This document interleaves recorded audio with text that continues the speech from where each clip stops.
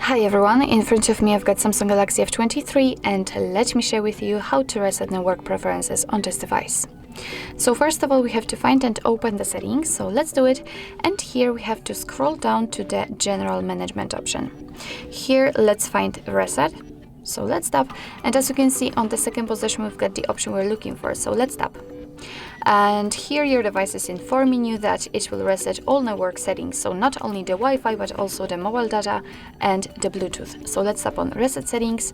Here we have to enter the pattern, PIN or password, whatever kind of screen lock you've got set. And here we've got also the info that this action cannot be undone, so be ready. Just tap on reset and as you can see we've got the info that the network settings have been reset successfully. So actually this is it. This is how to reset network preferences in your Samsung Galaxy F23.